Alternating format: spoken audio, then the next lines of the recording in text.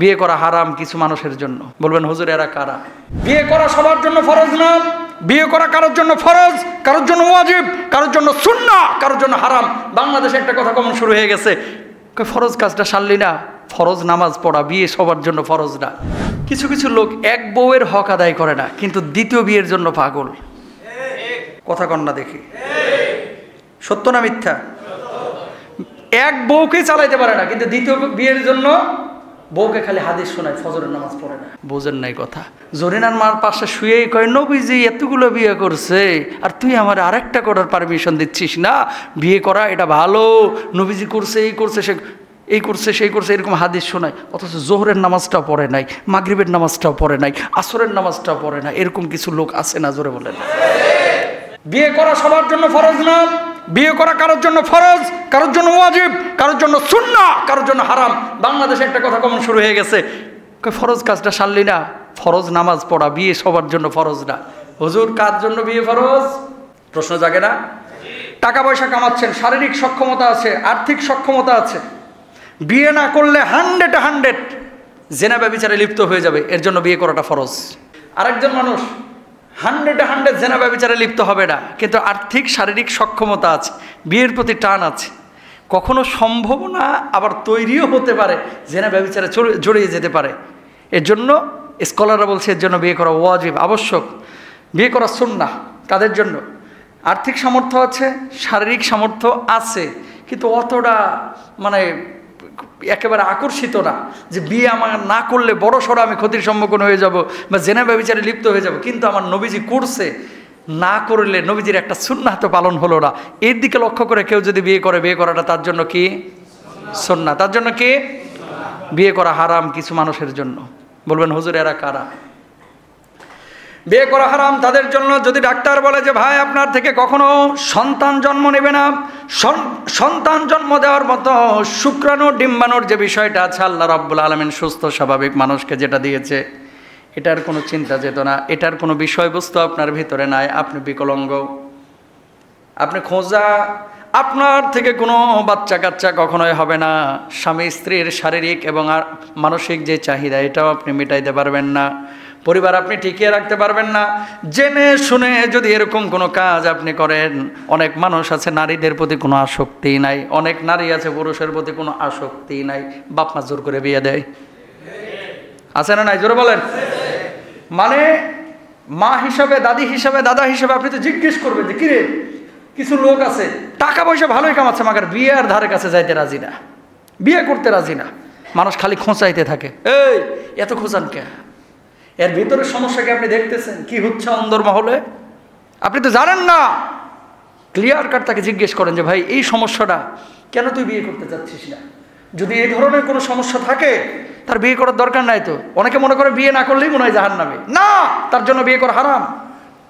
এই যে হিজড়া আছে কিছু, যাদের থেকে বংশ টিকার কোনো সম্ভাবনা নাই, চোখের ক্ষুধা আছে কিন্তু আসলে শারীরিক কোনো সক্ষমতা নাই, কিছু লোক আছে এরকম, শারীরিক কোনো সক্ষমতা, বিয়ে করবে না তো।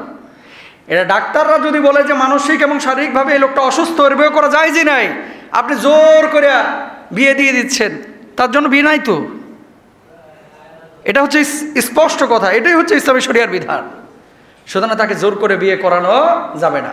এবার আসেন যেখান থেকে কথা বলতেছিলাম, কাদের জন্য? যাদের এক স্ত্রী আছে, যথাযথভাবে হক আদায় করতে পারেন। এই স্ত্রীকে হক আদায় করার পরে যদি দেখেন যে স্ত্রী অসুস্থ অথবা আপনাকে সাপোর্ট দিতে পারছে না, স্ত্রীকে আপনি বললেন যে দ্বিতীয় বিয়ে করতে চাই, অথবা আপনি একাকী করলেন, এটা আপনার জন্য দ্বিতীয় বিয়ের জায়েজ। একটা জিনিস আপনাকে বলি, ইসলামী শরিয়ায় দ্বিতীয়, তৃতীয়, চতুর্থ বিয়ে এটা ম্যান্ডেটরি কোনো বিষয় না, অত্যাবশ্যকীয় কোনো বিষয় না, এটা হচ্ছে অতিরিক্ত বিষয়। যদি সামর্থ্য থাকে বিয়ে করেন। বাংলাদেশের প্রেক্ষাপটে সবচেয়ে বড় সমস্যা, দ্বিতীয় বিয়ে, তৃতীয় বিয়ে করার পরে প্রথম যে বউটা একটু বয়স্ক, এটার কোনো খোঁজ খবরই রাখে না। এটাই বাস্তব কথা। যারা একাধিক বিয়ে করেছেন ম্যাক্সিমাম ক্ষেত্রে প্রথম বউয়ের হক নষ্ট করেছেন। আমার দেশের কথা বলতেছি, সৌদি আরবেও আছে। তো বিয়ে একাধিক করা এটা আবশ্যকীয় কোনো বিষয় না। হ্যাঁ, যদি আপনি এক স্ত্রীকে বিয়ে করার পরে আপনার চরিত্র খারাপ, অন্য বিয়ে না করলে আপনি এদিক সেদিকে খালি চিপা চাপা খুঁজবেন, অন্য মেয়ের দিকে লোলুপ দৃষ্টিতে তাকাবেন, আপনি তো গুনাহ করেছেন। সেক্ষেত্রে আপনাকে বলবো আপনার দ্বিতীয় বিয়ে করা ভালো, অন্তত জেনা ব্যভিচারের চাইতে। আর এক্ষেত্রে আমার মা বোনদেরও সাপোর্ট করা উচিত। কেন? কিছু জামাই আছে থাইল্যান্ডে গিয়ে গোপনে জেনা করে, কিছু জামাই আছে কক্সবাজারে গিয়ে জেনা করে, কিছু জামাই, আমি তো স্পষ্টই বলি, কোনো লুকোচুরি নাই, কিছু জামাই আছে চুপে চাপে মহিলাদের সাথে মেয়েদের সাথে পরক্রিয়া করে, আছে না নাই? জোরে বলেন। তো এর চাইতে আরো বৈধভাবে বলেন যে তুমি আমার হক আদায় করো, যদি সামর্থ্য থাকে তুমি আরেকটা বিয়ে করো, তাও জেনা ব্যভিচার করো না। কথা বুঝছেন? রাব্বুল আলামিন কি বলছেন খেয়াল করেন, فانكحوا ما طاب لكم من النساء مثنى وثلاث ورباع। রব্বুল আলামিন তারপরে বলছেন ফাইন খিফতুম আল্লাহ তাআদিলু ফাওয়াহিদা, দুইটা বিয়ে করতে পারো, তিনটা বিয়ে করতে পারো, চারজন স্ত্রীকে একসঙ্গে রাখতে পারো, তবে আদালত কায়েম যদি করতে না পারো, ইনসাফ যদি কায়েম করতে না পারো, তাহলে একটাতেই ক্ষান্ত থাকো। কয়টায়? আয়াতের শুরুর অংশ অনেকে বলে, কিন্তু শেষের অংশ আর বলে না। বুঝেন নাই কথা? আয়াতের শুরুর অংশটা বলে, যেই যে বলছে আল্লাহ চারটা বিয়ে করতে, আরে বেটা আল্লাহ চারটা বিয়ে করার পরে আবার কি বলছে এটা বলিস না কেন? আল্লাহ বলছে যদি না পারো একটাতেই ক্ষান্ত থাকো, তো ওই অংশটা বলো না কেন? ডাল মে কুছ কালা, কথা সত্য মতলব খারাপ। কথা বলেন, কথা সত্য মতলব খারাপ। সুতরাং সামর্থ্য যাদের আছে তারা করতে পারেন, যার সামর্থ্য নয় বাপরে বাপ একটার সাথেই পারে না, চারটার লাগে অস্থির, জুতা মাইরা চারা ফাটায় ফেলা উচিত বদমাইশদের, কারণ সবগুলোর হক নষ্ট করে। আমার কাছে এই যে শনিবার তো আমি সওয়াল জবাব করি, এই সওয়াল জবাবের উত্তর আবার আপনাদের এখানেও, ওখানে তো লাইভ দিই নির্বাচিত কিছু প্রশ্ন নিয়ে, এখানেও 10টা থেকে 11টা উত্তর দিই, এই যে দ্বিতীয় তলায় এই প্রশ্নোত্তরগুলা। হক 1 ঘন্টা প্রতি শনিবার বিকেল 4টা থেকে 5টা। ম্যাক্সিমাম ক্ষেত্রে দ্বিতীয় বিয়ে যেগুলো করে, প্রথম বউয়ের বাচ্চা কাচ্চার হক তো আদায় করে না, এবং বউয়ের হকও ঠিক মতো আদায় করে না, অথচ দ্বিতীয়টার সাথে আবার কক্সবাজার ঘুরতে যায়, থাইল্যান্ডে ঘুরতে যায়। হারাম। এদের পরিণতি কি? আল্লাহ নবী সাল্লাল্লাহু আলাইহি ওয়াসাল্লাম কি বলছেন? সুনানে তিরমিজি হাদিস নাম্বার কত? 1141। সুনানে তিরমিজির হাদিস, ইদা কানা ইনদার রাজুলি ইমরাতান ফালাম ইয়াদিল বাইনাহুমা জাআ ইয়াউমাল কিয়ামাতি ওয়া শুক্কুহু সাগিদুন।